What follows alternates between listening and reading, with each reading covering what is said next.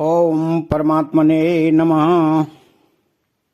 अर्जुन ने भगवान से विभूति और योग बताने की प्रार्थना की थी। इस पर भगवान ने पहले अपनी विभूतियों के बारे में बताया और अब आगे के श्लोक में योग के बारे में बताते हैं।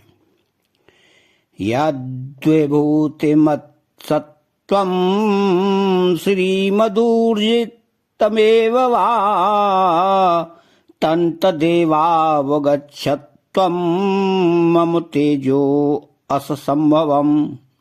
अर्थात यद्य द्विभूति मत्सत्त्वं श्री मधुर्जितमेव वा, संसार मात्र में जिस किसी सजीव निर्जीव वस्तु व्यक्ति घटना परिस्थिति गुण भाव क्रिया आदि में जो कुछ ऐश्वर्य दिखे, शोभा या सौंदर्य दिखे, बलवत्ता दिखे तथा जो कुछ भी विशेषता विलक्षणता योग्यता दिखे, उन सबको मेरे तेज के किसी एक अंश से उत्पन्न हुई जानो। तात्पर्य है कि उनमें वह विलक्षणता मेरे योग से, सामर्थ्य से, प्रभाव से ही आई है, ऐसा तुम समझो। तो तंत देवा वगच्छ त्वं मम तेजो अस संभवम। मेरे बिना कहीं भी और कुछ भी विलक्षणता नहीं है। तो मनुष्य को जिस जिस में विशेषता मालूम दे, उसमें भगवान की ही विशेषता मानते हुए भगवान का ही चिंतन होना चाहिए।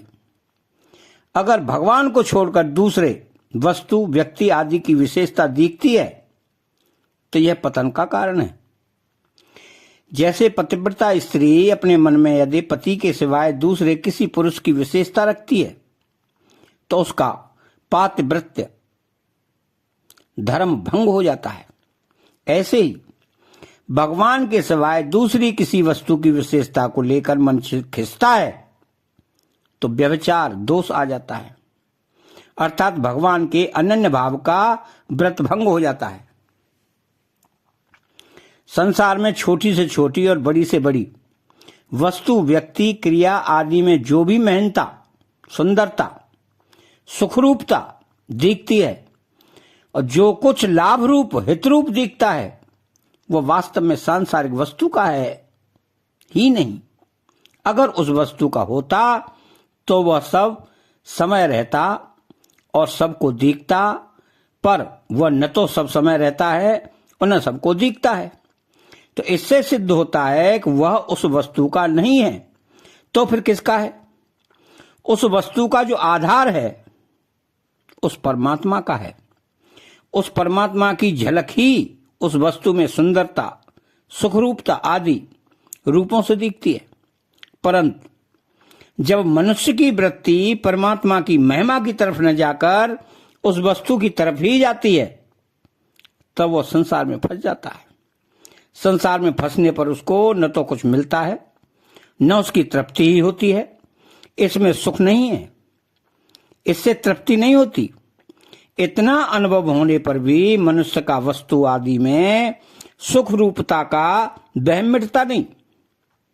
मनुष्य को सावधानी के साथ विचार पूर्वक देखना चाहिए कि प्रति क्षण मिटने वाली वस्तु में जो सुख दिखता है वह उसका कैसे हो सकता है?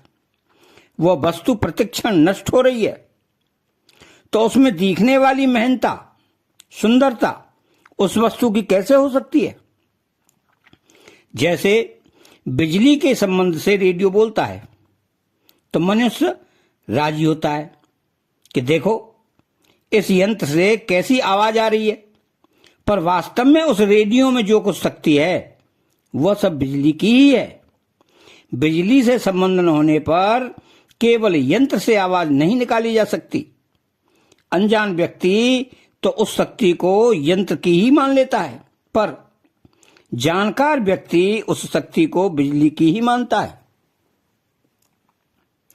वस्तु व्यक्ति पदार्थ क्रिया आदि में जो कुछ विशेषता दिखती है उसको अनजान मनुष्य तो उस वस्तु व्यक्ति आदि की ही मान लेता है, पर जानकार मनुष्य उस विशेषता को भगवान की ही मानता है।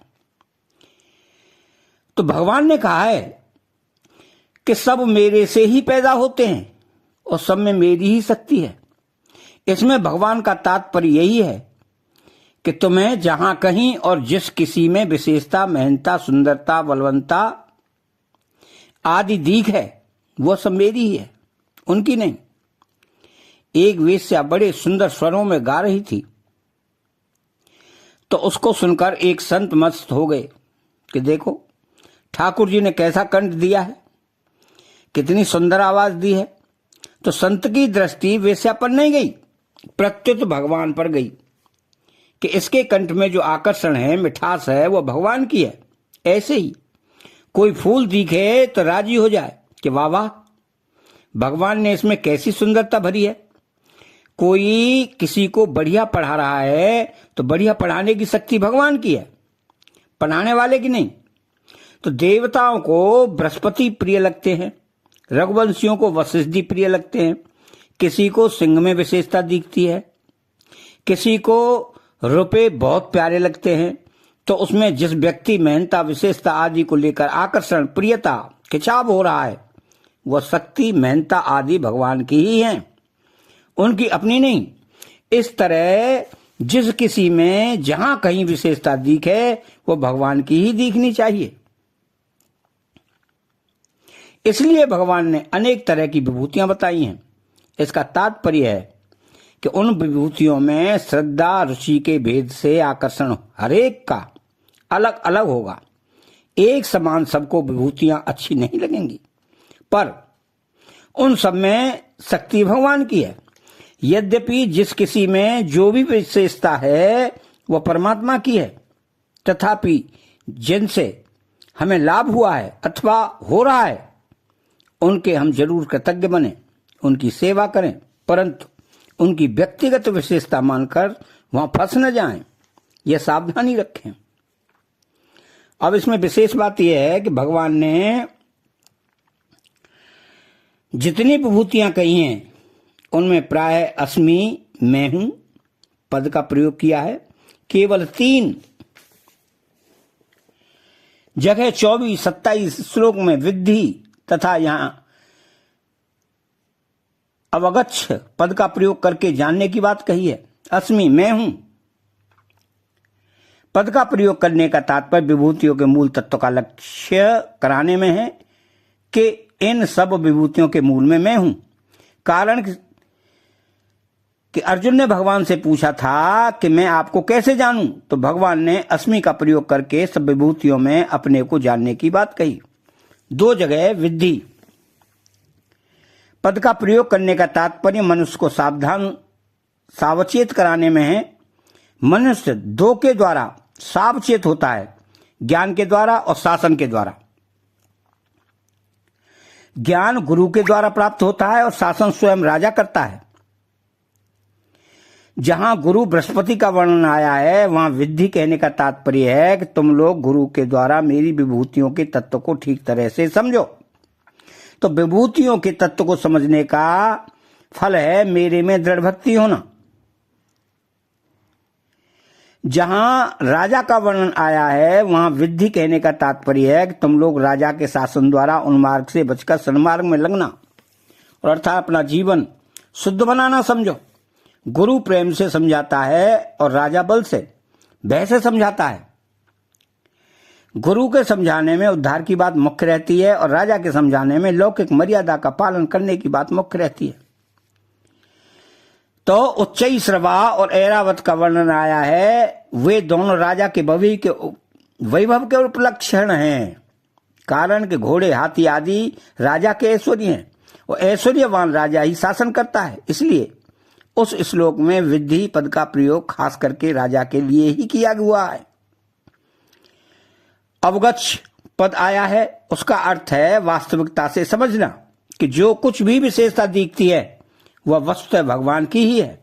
इस प्रकार 2 बार विद्धि और 1 बार अवगच्छ पद देने का तात्पर्य है कि गुरु और राजा के द्वारा समझाने पर भी जब तक मनुष्य स्वयं उनकी बात को वास्तविकता से नहीं समझेगा, उनकी बात को नहीं मानेगा, तब तक गुरु का ज्ञान और राजा का शासन उसके काम नहीं आएगा। अंत में तो स्वयं को भी मानना पड़ेगा और वही उसके ऊपर काम आएगा।